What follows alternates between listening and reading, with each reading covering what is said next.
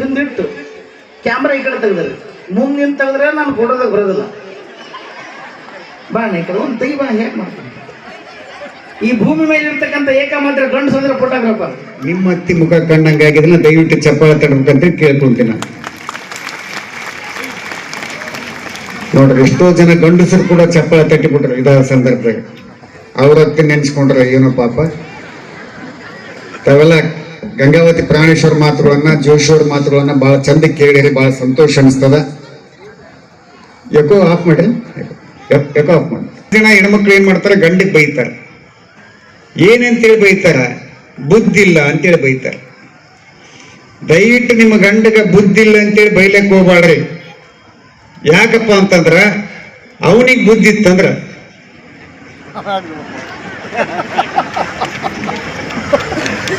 ನಮ್ಗ್ಯಾಕೆ ಮದುವೆ ಆಗ್ತದಂತ ತಾವ ಅನ್ಕೊಳಕೈತೆ. ನಾ ಏನು ಹೇಳೋದೇ ಬೇಕಾಗಿಲ್ಲ.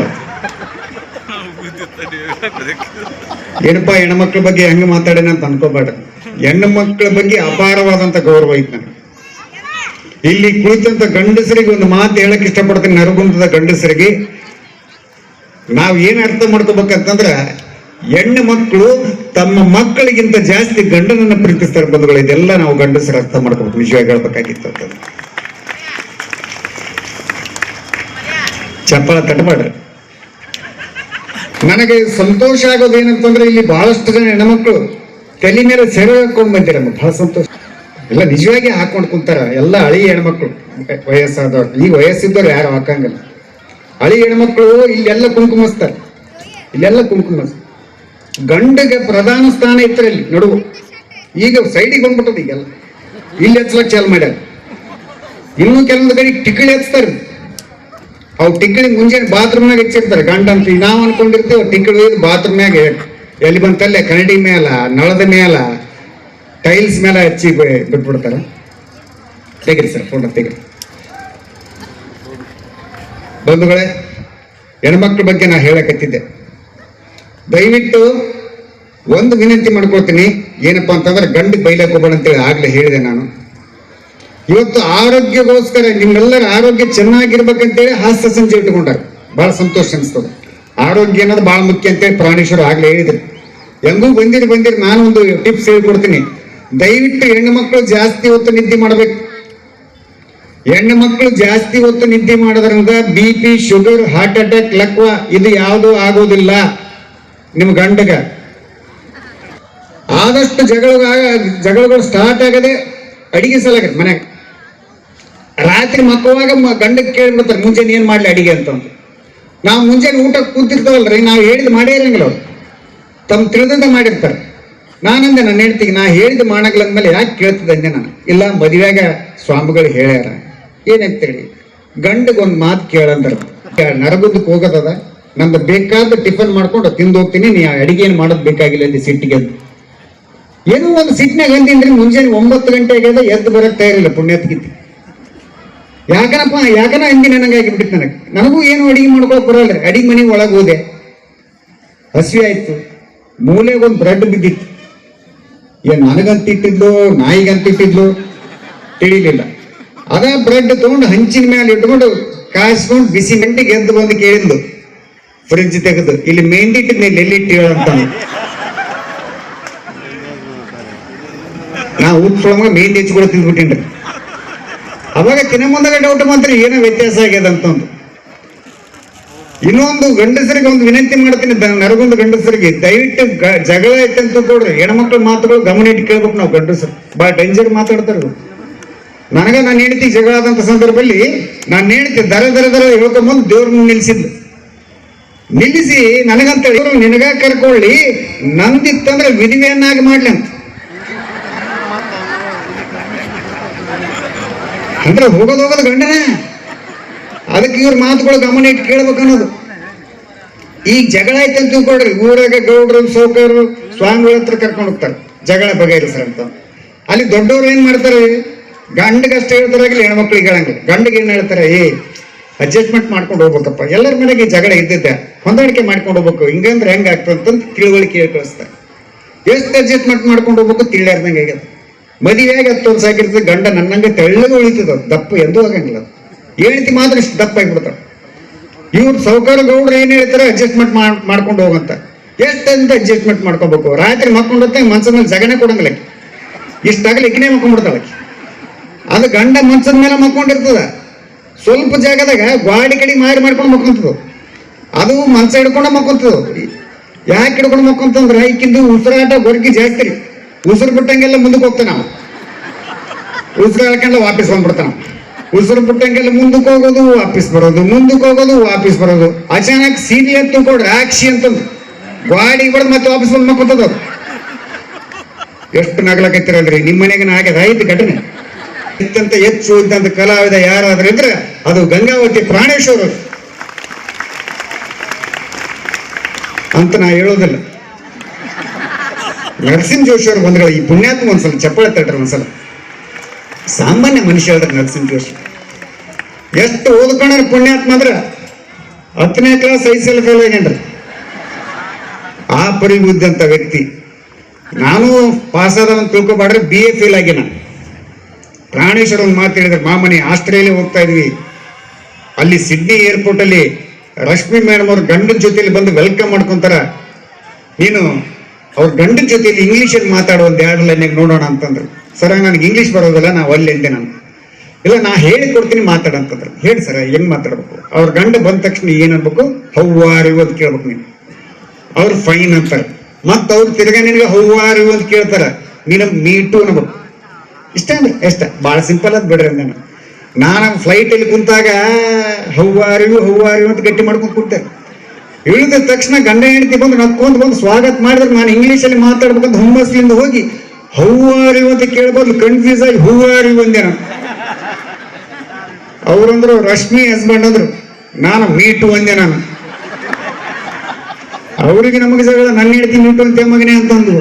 ಈ ಪುಣ್ಯಾತ್ಮ 10ನೇ ಕ್ಲಾಸ್ ಐಸೆಲ್ ಫೇಲು, ನನಗೂ ಮೀಟು ಅನ್ಕಂತ ಬಂದ. ಮತ್ತೆ ಪ್ರಾಣೇಶ್ವರ ಅಂದ್ರು, ಇವರಿಬ್ರು ಉತ್ಸವ ಮಕ್ಕಳ ಅದಾರಿ, ಇಂಗ್ಲೀಷ್ ಬರಂಗಿಲ್ಲ, ದಯವಿಟ್ಟು ಅನ್ಯತೆ ಭಾವಿಸ್ಕೊಡು ಅಂತೇಳಿ ಆದಂತ ಘಟನೆ ಹೇಳಿದೀವಿ. ಅವರು ನಕ್ಕರು, ನಾವು ನಕ್ಕಿ ಬಂಧುಗಳೇ. ನನಗೆ ಇಂಗ್ಲೀಷ್ ಬಂದಿಲ್ಲ ಅಂತೇಳಿ ಇಲ್ಲಿ ತನಕ ಬೇಜಾರಿಲ್ಲ ಬಂಧುಗಳೇ. ಯಾಕೆ ಬೇಜಾರಿಲ್ಲ ಅಂದ್ರೆ ಬ್ರಿಟಿಷರಿಗೆ ಕನ್ನಡ ಬಂದಿಲ್ಲ ಅಂತೇಳಿ ಬೇಜಾರಿಲ್ಲ, ನನ್ಗೆ ಇಂಗ್ಲೀಷ್ ಬಂದಿಲ್ಲ ಅಂತೇಳಿ ಯಾಕೆ ಬೇಜಾರಿರ್ಬೇಕು ಬಂಧುಗಳೇ? ನಾನು ಇಂಗ್ಲೀಷಲ್ಲಿ ಡಲ್ ಇರಬಹುದು ಬಂಧುಗಳೇ, ನಿಮ್ ಮುಂದೆ ಹೆಮ್ಮೆಂದು ಹೇಳ್ಕೊಳಕ್ ಇಷ್ಟಪಡ್ತೀನಿ. ನಾನು ಇಂಗ್ಲೀಷಲ್ಲಿ ಡಲ್ ಇದ್ರು ಕೂಡ ನಾನು ಸಣ್ಣವಿದ್ದಾಗ ಇಡೀ ಸಾಲಿ ಫಸ್ಟ್ ಬರ್ತದೆ ಬಂಧುಗಳೇ. ಇಡೀ ಸಾಲಿ ಫಸ್ಟ್ ಬರ್ತದೆ, ನಾನು ಇಡೀ ಸಾಲಿ ಫಸ್ಟ್ ಬರ್ತಾ ಇದ್ದೆ. ಉಳಿದವರೆಲ್ಲ ಆಮೇಲೆ ಬರ್ತಾ ಇದ್ರು. ಬಹಳ ಖುಷಿ ಆಗ್ಬಿಡ್ತಿದ್ರಿ. ಯಪ್ಪ ನನ್ನ ಮಗ ಸಾಲಿ ಫಸ್ಟ್ ಬಂದಂತ ಓಣಿ ತುಂಬಾ ಎಲ್ಲ ಹೇಳ್ಕೊತಿರ್ಗಾಡ್ತಿದ್ಲು. ರಿಸಲ್ಟ್ ಒಂದ್ ದಿವ್ಸ ನಿನ್ ಮಗ 3rd ಕ್ಲಾಸ್ ಬಂದ್ರೆ ಮಾಸ್ತರ್ ಬೈದಿಲ್ಲ, ಯಪ್ಪ ದಿವಸ ಫಸ್ಟ್ ಕ್ಲಾಸ್ ಬಂದು ಒಂದ್ ದಿವ್ಸ 3rd ಕ್ಲಾಸ್ ಬಂದ್ರೆ ಏನಾಯ್ತು ಅಂತ ಇದ್ದಿದ್ಲು. ಈ ಪರಿ ವಾತಾವರಣದಲ್ಲಿ ಬೆಳೆದು ಬಂಧುಗಳೇ. ಚಿಕ್ಕವರಿದ್ದಾಗ ಬಡತನ ಇತ್ತು, ನಮ್ಗ ಬಹಳ ಕೆಟ್ಟ ಬಡತನವನ್ನು ಅನುಭವಿಸಿದವ್ರು ನಾವು. ನನ್ನ ಜೀವನದಲ್ಲಿ 2 ವ್ಯಕ್ತಿಗಳಿಗೆ ಬಹಳ ದೊಡ್ಡ ಸ್ಥಾನ ಕೊಟ್ಟಿದ್ದೀನಿ ಬಂಧುಗಳೇ. ಒಂದು ನನ್ನ ಹೆತ್ತ ತಾಯಿ, ಇನ್ನೊಬ್ಬರು ಗಂಗಾವತಿ ಪ್ರಾಣೇಶ್ವರ ಬಂಧುಗಳೇ. ದೊಡ್ಡ ಸ್ಥಾನ ಕೊಟ್ಟಿದ್ದೀನಿ. ಇವತ್ತು ನೋಡು, ನರಗುಂದದಾಗ ಒಂದು ಸಂಸ್ಕಾರ ಸಂಸ್ಕೃತಿ ಅನ್ನೋದು ಐತಿ, ಬಹಳ ಚಂದ ಖುಷಿ ಅನ್ಸ್ತದೆ. ಸಂಸ್ಕಾರ ಅನ್ನೋದು ಬಹಳ ಮುಖ್ಯ ಆಗ್ತದೆ ಮನುಷ್ಯಾಗ. ಉತ್ತರ ಪ್ರದೇಶಕ್ಕೆ ಆ ಭಾಗದಲ್ಲಿ ಒಂದು ನಡೆದಂತ ಘಟನೆ, ತಂದೆ ತಾಯಿ 2 ಮಕ್ಕಳಿಗೆ ಚೆನ್ನಾಗಿ ಓದಿಸ್ಬಿಟ್ಟಿದ್ರು. ವಿದೇಶದಲ್ಲಿ ಕೆಲಸ ಮಾಡ್ತಿದ್ರು 2 ಮಕ್ಕಳು. ತಂದೆ ತಾಯಿ ಬಹಳ ಖುಷಿ, ನನ್ನ ಮಕ್ಕಳು ಅಮೇರಿಕಾದಾಗ ಅದಾರ ಅಂತ. ಒಂದ್ ದಿವ್ಸ ತಂದೆ ಫೋನ್ ಮಾಡಿದ ಮಕ್ಕಳಿಗೆ, 2 ಮಕ್ಕಳಿಗೆ, ಗಂಡ ಮಕ್ಕಳಿಗೆ, ಬಂದ್ಬಿಡ್ರಪ್ಪ ದೇಶಕ್ಕ ಅಂತಂದ. ಮಕ್ಕಳು ಅಂದ್ರೆ ಎದಕ್ ಬರ್ಬೇಕು? ಯಾಕೆ ಏನಾಗ್ಯದ? ನಿಮ್ಮವ್ವ ಸತ್ತಾಳೋ ಅದಕ್ಕೆ ಬರ್ರಿ. ಈ ಮಾತು ಕೇಳಿಸ್ಕೊಂಡಂತ ಅಣ್ಣ ತಮ್ಮಂದ್ರಲ್ಲಿ ತಪ್ಪನ್ನು ಕೇಳಿಸ್ಕೊಂಡಂತ ಆ ವ್ಯಕ್ತಿ ಮನಿ ಒಳಗೆ ಹೋಗಿ ಗುಂಡು ಹೊಡ್ಕೊಂಡು, ಪಿಸ್ತೂಲಿಂದ ಗುಂಡು ಹೊಡ್ಕೊಂಡು ಸತ್ತ ಬಂಧುಗಳೇ. ಸಾಯೋದಕ್ಕಿಂತ ಮುಂಚೆ ಒಂದು ಪತ್ರ ಬರೆದಿಟ್ಟಿದ್ದ, ನಾನು ನನ್ನ ಮಕ್ಕಳಿಗೆ ವಿದ್ಯಾಭ್ಯಾಸ ಕೊಟ್ಟೆ, ಸಂಸ್ಕಾರ ಪುರಾಣ ಪ್ರವಚನ ಕೇಳಲಿಕ್ಕೆ ಹೋಗ್ಬೇಕಂತ. ಅದು ಬಹಳ ಮುಖ್ಯ ಆದ ಬಂಧುಗಳಿಗೆ. ಈಗೆಲ್ಲ ಇಷ್ಟೆಲ್ಲ ಮಕ್ಕಳು ಬಂದಿರಲ್ಲ, ಯುವಕರ ಸಂಖ್ಯೆ ಬಹಳ ಕಡಿಮೆ ಇದೆ. IPL ನೋಡ್ಲಿಕ್ಕೆ ಬಂದ್ಬಿಟ್ರೆ ಎಲ್ಲ. IPL ಸ್ಟಾರ್ಟ್ ಆಯ್ತಂದ್ರೆ ಒಂದು ಊರ್ಲಿಂದ ಒಂದು 10 ಹುಡುಗರನ್ನ ಕಾಣೆ ಆಗಿರ್ತದೆ. ಸಾಲ ಮಾಡ್ತಾ ಹೋಗ್ಬಿಡ್ತಾವ. IPL ನೋಡ್ಲಿಕ್ಕೆ ಬೇಡಲ್ಲ. ಇಂದು ಆದದ್ದೆಲ್ಲ ಮರ್ತು ಬಿಡು, ಮುಂದೆ ನೋಡಿ ಜೀವನ ಮಾಡಂತೆ ನಾನು. ಅದಕ್ಕೆ ಅವಂದ ನಾ ಎಲ್ಲ ಮರೆಯಕ್ತಾ ಇರಿದ್ರಿ, ಸಾಲ ಕೊಟ್ಟು ಮರಿಬೇಕಲ್ಲ ನಾವು. ಕೋಟಿಗಟ್ಟಲೆ ಸಾಲ ಮಾಡಿಬಿಟ್ಟಂದ್ರೆ ಈ ಮೊಬೈಲ್ ಬಂದ್ಮೇಲೆ ಹೆಚ್ಚು ಕಡಿಮೆ ಆಗ್ಬಿಟ್ಟಿರ್ತಾರೆ. ಮೊಬೈಲ್ ಬಂದ್ಮೇಲೆ ಸ್ಟೇಟಸ್ ಇಡೋದಾಗ್ಯದ. ಅದ್ರಾಗ ಹೆಣ್ಮಕ್ಳು ಹಬ್ಬ ಸ್ಟೇಟಸ್, ದಿವಸ ಅವ್ರದ ಸ್ಟೇಟಸ್ ನೋಡ್ಬೇಕು. ಅದ್ರಾಗ ನವರಾತ್ರಿ ಹಬ್ಬಗಳು ಬಂದು ತಿಳ್ಕೊಡ್ರಿ, 9 ದಿವಸ 9 ಸೀರೆ ಉಟ್ಕೊಂಡ್ರು ಸ್ಟೇಟಸ್ ಇಟ್ರು. ನಿಮ್ದೇಮ್ಮ ಎಲ್ಲಷ್ಟು ದಿವಸ ಒಂದು ಸೀರೆ ಉಟ್ಕೊಳ್ಳೋದು, ಬಿಳಿ ಸೀರೆ ಒಂದು ದಿವಸ, ಕೆಂಪು ಸೀರೆ ಒಂದು ದಿವಸ, ನ್ಯೂಸ್ ಪೇಪರ್ದವ್ರಿಗೆ ಕಳಿಸ್ಬಿಡೋದು, ವಿಜಯ ಕರ್ನಾಟಕ, ಪ್ರಜಾವಾಣಿ, ಸಂಯುಕ್ತ ಕರ್ನಾಟಕದವ್ರಿಗೆ ಕಳಿಸ್ಬಿಡೋದು. ಇಡೀ ವರ್ಷ ಎಂದೂ ಪೇಪರ್ ತರಿಸಿರಂಗಿಲ್ಲ, 9 ದಿವಸ ತರಿಸ್ತಾರೆ. ನನ್ನ ಫೋಟೋ ಬಂದ ನೋಡಿ, ನಿನ್ನೆ ಫೋಟೋ ಬಂದ ಬಂಧುಗಳೇ, ಹಂಗಾಗ್ಬಿಡೋದು ಬದುಕು. ಮೊಬೈಲು ನಮಗೆ ಒಳ್ಳೆಯದಲ್ಲ. ಮೊಬೈಲಿಂದ ಯಾರು ಮುಂದೆ ಬಂದಿಲ್ಲ. ನಾ ಒಂದ್ ದಿವ್ಸ ಹಿಂಗಂದೆ, ನಾನು ಮೊಬೈಲಿಂದ ಯಾರು ಮುಂದೆ ಬಂದರೋ ತಮ್ಮ ಅಂದೆ, ನಾ ಮುಂದೆ ಬಂದಿನಿ ಅಂದ. ಹೆಂಗ ನಾ ಬಾಗಲಕೋಟೆ ಇಡ್ಬೇಕಾಗಿತ್ತು, ನಾವು ಗುಂತಂದು ಬಂದಿ ನೋಡೋಣ ನಾವು. ಹಂಗಲ್ಲ ಬದುಕು ಬಂಧುಗಳೇ. ಈಗ ನೋಡ್ರಿ, ನರಗುಂದಾಗ ಮೊಬೈಲ್ ಮೊದಲೆಲ್ಲ ಕೈ ಬೀಸ್ಕೊಂಡು ಮನೆಗೆ ಹೋಗ್ತಿದ್ರಿ, ಇಲ್ರಿ ಬೆಂಗಳೂರು ಅಂತ ಏನ್ ಮಾಡ್ತಾರ, ಮೊಬೈಲ್ ಚೆಕ್ ಮಾಡ್ಕೊಂತ ತಿಕ್ಕೆ ಅಂತ ಮನೆಗೆ ಹೋಗ್ಬಿಡ್ತಾರೆ. ಒಬ್ಬ ಏನ್ ಮಾಡ್ಯಾನ, ಮೊಬೈಲ್ ತಿಕ್ಕೆ ಅಂತ ತನ್ನ ಮನೆಗೆ ಹೋಗಿಲ್ಲ, ಬೇರೆ ಮನೆಗೆ ಹೋಗ್ಬಿಡೋಣ. ಒಳಗೆ ಹೋಗಿ ಡೈರೆಕ್ಟ್ ಒಳಗೆ ಹೋಗಿ ಆಕಿ ಅಲ್ಲಿ ಒಬ್ಬಕ್ಕೆ ಹೆಣ್ಮಗಳು ಸೋಫಾ ಮೇಲೆ ಕುಂತಾಳೆ, ಆಕಿಗೆ ಹೋಗಿ ಇವ ಹೇಳೇನ, ಏ ಚಹಾ ತಗೊಂಬ ಅಂತ. ಆಕಿನೂ ಮೊಬೈಲ್ ತಿಕ್ಕೆ ಅಂತಾನೆ ಕುಂತಾಳೆ, ಆಕಿ ಹೆಣ್ಮಗಳು ಮೊಬೈಲ್ ತಿಕ್ಕೆ ಅಂತ ಹೋಗಿ ಚಹಾ ತಗೊಂಬಂದಳು. ಆಕಿ ಕೊಡುವಾಗ ಅದ್ರ ನೋಡ್ಬೇಕಲ್ಲ ಯಾರು ಏನು ಅಂತಂದು, ಹಿಂಗ್ ಕೊಟ್ಟಳ ಹಿಂಗ್ ನೋಡ್ಕೊಂತ. ಆ ಟೈಮ್ನಾಗ ಓರಿಜಿನಲ್ ಗಂಡ ಅವ ಒಳಗೆ ಬಂದಾನ, ಅವನು ಮೊಬೈಲ್ ತಿಕ್ಕೆ ಅಂತಾನೆ ಬಂದಾನ. ಅವನು ಇವ್ರು ಚಹಾ ಕೊಡೋದು ತಗೊಂಡು ನೋಡಿ ತಾನ ಬೇರೆ ಮನೆಗೆ ಬನ್ನಿ ಅಂತ ತಗೊಂಡು, ತಪ್ಪಾಯ್ತ್ರಿ ಅಪ್ಪ ಆಮೇಲೆ ಬರ್ತಾನೆ ಅಂತ ಹೇಳಿಗನ ಅಂತಾವ. ಒಬ್ಬ ದೊಡ್ಡವ್ರು ಹೇಳ್ತಾರ, ಹುಟ್ಟು ನಾವು ಈಗ ನೋಡ್ರಿ ಮನುಷ್ಯತ್ವ ಹಾಳಾಗಿ ಹೋಗ್ಬಿಟ್ಟವ. ಮೊಬೈಲ್ ಆನ್ಲೈನ್ ಇದೆ, ಮನುಷ್ಯತ್ವ ಆಫ್ಲೈನ್ ಆಗಿಬಿಟ್ಟಿದೆ ಬಂಧುಗಳೇ. ಅದು ವಿಚಾರ ಮಾಡ್ತಕ್ಕಂಥ ಕಾಲ ಆಗಿದೆ ಅಂತ ಈ ಒಂದು ಸಂದರ್ಭ ಹೇಳ್ತಾ ಪ್ರಾಣೇಶ್ವರ್ ಹೇಳಿದ್ರು, ಮಾಮನಿ ನೋಡ್ಲಕ್ ಬಹಳ ಚಲೋ ಅದನಂತಂದು. ಈ ಕಲಾವಿದರಲ್ಲಿ ಅತ್ಯಂತ ಹ್ಯಾಂಡ್ಸಮ್ ಕಲಾವಿದ ನಾನೇ, ನೋಡ್ಲಕ್ ನಾನಾ ಚಲೋ ಇದೇನ್ರಿ. ಈ ಬೆಂಗಳೂರು ಕಡೆ ನೋಡ್ಲಿಕ್ಕೆ ಜನ ಭಾಳ ಬೆಳಗಿರ್ತಾರೆ. ನಮ್ದು ಯಾದಗಿರಿ ಜಿಲ್ಲೆ 44ರಿಂದ 46 ಡಿಗ್ರಿ ಬಿಸಿಲು ಕಾಮನ್ ಆಗಿರುತ್ತೆ ನಮ್ಮ ಕಡೆಗೆ. ಅಂತ ಬಿಸಿಲಾಗಿ ಇಷ್ಟು ಬೆಳ್ಳಗಿದ್ದು ನಾನು ಒಬ್ಬನೇ ಆ ಭಾಗದಾಗ. ಬೆಂಗಳೂರು ಕಡೆ ನೋಡ್ಬೇಕು ನೀವು, ನನ್ನಂಗೆ ಬೆಳ್ಳಗೆ ಜಾಸ್ತಿ. ಆ ಕಡೆ ಕೇಳಿದೆ ನಾನು, ಏನ್ರಿ ನಿಮ್ಮ ಕಡೆ ಜನ ಬೆಂಗಳೂರು ಜನ ಭಾಳ ಬೆಳ್ಳಗಿದ್ರಿ, ಏನು ಇದಕ್ಕೆ ರೀಸನ್ ಅಂತ ಕೇಳಿದೆ. ಕಾರಣ ಏನು, ಅದಕ್ಕೆ ಅವ್ರಿಗೆ ಹಾಕೊಂಡು ಕೊಡ್ತಾರೆ, ಹಂಗೆ ಮಕ್ಕಳು ಬೆಳ್ಳಿ ಕೊಡ್ತು ಅಂತ ಹೇಳಿದೆ. ನಾನು ಇನ್ನೊಂದು ಸಂಶೋಧನೆ ಮಾಡೀನಿ ಆ ಭಾಗಕ್ಕೆ ಹೋದಾಗ. ಆ ಕಡೆ ತಾಯಿ ಅಂದ್ರೆ ಭಾಳ ಪ್ರಜ್ಞಾವಂತರು. ಪ್ರೆಗ್ನೆಂಟ್ ಇದ್ದಂಥ ಸಂದರ್ಭದಲ್ಲಿ ಸುಂದರವಾದಂಥ ಮಗುನ ಫೋಟೋ ಬೆಡ್ರೂಮ್ ಗಾಡಿಗೆ ಹಚ್ಚಿಬಿಡ್ತಾರೆ.